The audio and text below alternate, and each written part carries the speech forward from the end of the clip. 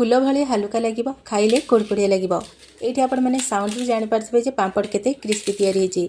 मात्र 10 मिनिट रे 10 टंकार सुजी चलतु तैयारी करबा 40 रु 50 टा सुजी पांपड़। ना ग्राइंडिंग करियो पड़िबो ना घंटा घंटा धरिकी जंतियाको पड़िबो। पांपड़ देखिया जेते सुंदर लाଗୁछि खाइबाकू मध्ये सेतिकी टेस्टी लागि थाए। पांपड़ देखिया छोट लाଗୁछि जेतेबेले पांपड़ को आपण माने छाणिबे देखिबे साइज रे केते बड़ बड़ साइज रो पांपड़ तैयारी हबो। नमस्कार, सस्मिता कुक्स चैनल आ गोटे नुआ रेसिपी सहित आपण मानकु अनेक अनेक स्वागत करछि। अति सहजरे और कम समय रे चलंतु तैयारी करबा सुजी पांपड़। सुजी पांपड़ बनेबा पूर्वरु प्रथमे गोटे गिना किंबा कप रो सेट करनेबे, तापर सेथिरे मापिकी सुजी नेबे। तो एठी देखंतु गोटे कप को मु सेट करनेछि, सेथिरे गोटे कप सुजी देछि। ग्राम्स रे 250 ग्राम रो सुजी। एठी मु मोटा दाना वाला सुजी नेछि। आपण मन पाखरे मोटा दाना पतला दाना जहाँ भी सुजी थिबो आपण माने नै परबे। तापर एठी आपण माने सुजी कम बेसी मध्य करि परबे। एबे जिबा नेक्स्ट प्रोसेस को। एबे कोन करबा ना फ्लेम ऊपर गोटे हिंदी बड़ साइज रो कड़ाईटे बसै नबा। तो एठी मु गोटे कड़ाई बसैछि, आपण माने चाहिले बड़ साइज रो डेक्ची मध्य बसै परबे। कड़ाई को लो टू मीडियम फ्लेम रे गरम करनबा। कड़ाई गरम हे गेला परे आधा चम्मच एठी तेल दबा। तेल को टिके गरम होबा पई छाडी दबा। तेल गरम हे गेला परे जो कप रे आमे गोटे कप सुजी नेइथिले सेई कप रे कोन करबा ना मापिकी 6 कप पानी दे दबा। एठी मु गोटे कप सुजी पई 6 कप पानी व्यवहार करछि। आपण माने केतिकी सुजी रे पांपड़ को बनेबे से हिसाब रे पानी कम बेसी करि परबे। एठी जदि आमे प्रथम रो पानी टिके अधिक करि दे देथिबा ताले परे आ पानी रो दरकार पड़िबनी। आ जदि कम पानी दबा प्रथम रो ताले कोन बना सुजी पूरा सुखिला हे जो पांपड़ ठीक से तैयारी परबनी। एठी मु गोटे कप सुजी पई 6 कप पानी व्यवहार करथिले, सेतिकी पानी पूरा परफेक्ट थिला। एबे पके देबा स्वाद अनुसार लूण, अल्प टिके खाइबा सोडा। जो सोडा आमे बरा पकोड़ी पई व्यवहार करथाउ। सोडा अल्प पकेबे, बेसी पकेबेनी। एबे कोन करबा ना पानी को टिके गोली नेबा, तापर फ्लेम को हाई रे रखिकी पानी को एठी आमे गरम होबा पई छाडी दबा। किछि समय परे देखंतु पानी भलो भाबरे गरम हे गेलानी। एबे कोन करबा ना फ्लेम को पूरा लो रे रखिबा। तापर रखितबा सुजी को अल्प अल्प पकेकी सुजी को एठी आमे भलो भाबरे जंतिबा। एठी आपण माने गोटे कथा ध्यान रखिबे जे फ्लेम को बिल्कुल भी हाई रखिबेनी।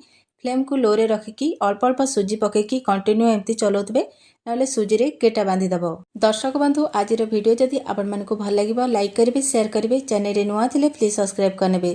फेसबुक पेज रे देखथिले फॉलो तो निश्चय करनेबे। पाखापाखि 2 रु 2.5 मिनिट हे गेलानी। देखंतु सुजी टिके बहळिया हे गेलानी। आउ 2-3 मिनिट पर्यंत सुजी को एई भଳି भाबे फुटै नबा। आउ 2-3 मिनिट परे देखंतु सुजी केते बहळिया हे गेलानी। एबे कोन करबा ना फ्लेम को ऑफ कर दबा। सुजी को आमे 5-7 मिनिट पर्यंत टिके ठंडा होबा पई छाडी दबा। सुजी को बेसी समय धरिकी ठंडा करिवेनी, नहले कोन होबा ना सुजी पूरा सुखिला हे जबो, पांपड़ ठीक से तैयारी परिबनी। 5-7 मिनिट छाडी देबे। 5-7 मिनिट भितरे जेतिकी ठंडा हबो। एठी देखंतु 5 रु 7 मिनिट हे गेलानी। एबे कोन करबा ना एथरे आमे पकेबा गोटे चम्मच गोटा जीरा, 2 चम्मच धळा राशि। धळा राशि पकेले पांपड़ देखिया को सुंदर लागिबो, खाइबा पई मते बहुत बढ़िया लागिबो। ता सहित पकेदेबा आधा चम्मच जुआणी। जुआणी निश्चय पकेबे, पांपड़ रो फ्लेवर बहुत बढ़िया आसीबो। एबे आमे एथरे पकेबा 2 चम्मच चिली फ्लेक्स। जदि छोट पिला खाउतबे ताले स्किप कर देबे। ता सहित पकेदेबा किछि कटा हेतबा धनिया पत्र। जदि आपण मानक पाखरे अवेलेबल थबा धनिया पत्र निश्चय पकेबे। पांपड़ देखिया सुंदर लागिबो, खाइबा पई मते बहुत बढ़िया लागिबो। एबे कोन करबा ना ए सब को भलो भाबरे कोळै नबा। एठी मु सुजी रे जहा सब पकेली आ भितर जदि आपण मानकर कोटा पसंद न सेटा को आपण माने स्किप कर देई पारबे। तो देखंतु एठी मु भलो भाबरे सुजी को कोळै नेछि। एबे कोन करबा ना ए सुजी रो बैटर को आमे गोटे बाउल को ट्रांसफर करनबा। एठी देखंतु सुजी रो बैटर को गोटे बड़ साइज रो बाउल रे मु ट्रांसफर करनेछि। एठी हमर बैटर रेडी अछि पांपड़ तैयारी करिबा पई। तो एबे चलंतु पांपड़ तैयारी करनबा। पांपड़ को तैयारी करिबा पई एपटे देखंतु खरा रे मु गोटे जरी पकेछि। एबे कोन करबा ना गोटे गोटे चम्मच बैटर देकी एई भली कोन करबा ना चकुली रो शेप दे देबा। एठी आपण माने केते बड़ साइज रो पांपड़ तैयारी करिवे से हिसाब रे बैटर कम बेसी कर परबे। प्रथमे गोटे चम्मच बैटर नेकी जरी ऊपर देकी आमे जेमती चकुली तैयारी करथौ सेई भली भाबे कोन करबा ना गोल गोल बुली देबा। बेसी मोटा करिबेनी, जेतिकी पतळा हे परिबो सेई भली भाबे कोन करबा ना पांपड़ सब को तैयारी करनेबे।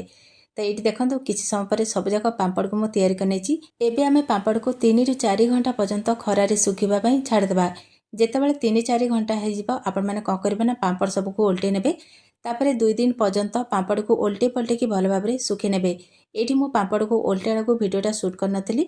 आपण माने कोन करबा ना 3-4 घंटा जेतेबेले हे जिवो पांपड़ सब को उल्टे नेबे। तापरे सेई भली कोन करबा ना उल्टे पल्टे की 2 दिन पर्यंत पांपड़ को भलो भाबरे सुखे नेबे। एठी देखंतु 2 दिन परे पांपड़ बहुत भलो भाबरे सुखी जाईची। केते सुंदर देखा जाउची वीडियो देखि कि आपण माने जानि पारथबे। सुजी रो पांपड़ को सुखिबा पई बेसी दिन लागि नथाय, मात्र 2 दिन भितर बहुत भलो भाबरे सुखी जाईताय। एठी आपण माने साउंड रु जानि पारथबे। ए पापड़ को तैयारी करके आपण मैंने 6 ରୁ 7 मास पर्यंत स्टोर करके रखिपारे जितेबाला इच्छा आपण मैंने तेल छाणिकी खाईपारे। तो ये पापड़ भल भाव में सुखी जाइए। एबे चलतु किछिटा पापड़ आपण मानकु मु छाणिकी देखे नउची। पापड़ छाणीबा एपटे देखो कड़े में तेल देती ये आम फ्लेम को हाई रखिकी तेल को धुआं हवा पर्यंत भल भाव में गरम करना। देखो तेल भल भाव में गरम हो जाइए। एबे कौन करबा ना पापड़ को कड़े में देदेबा तापर ओल्टे पलटेकी किसी सेकेंड पापड़ को ये आम छाणी नबा। किसी सेकेंड पर देखो ये आम पापड़ प्रस्तुत हो जाइए। केते बड़ साइजर पापड़ तैयारी होती ये आपण मैंने देखिपारे। ये आपण मैंने गोटे कथा ध्यान रखिए पापड़ को जितेबाला तेल पकेबे फ्लेम को हाई रखिथे।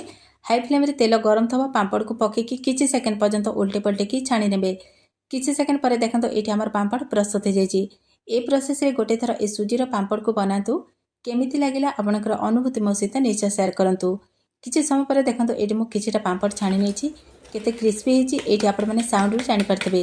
आशा करछि भिडियोटी आपण मानकु भल लागितबो। आ गोटे नुवा भिडियो सहित देखाबो। से पर्यंत रहउछि नमस्कार। जय जगन्नाथ।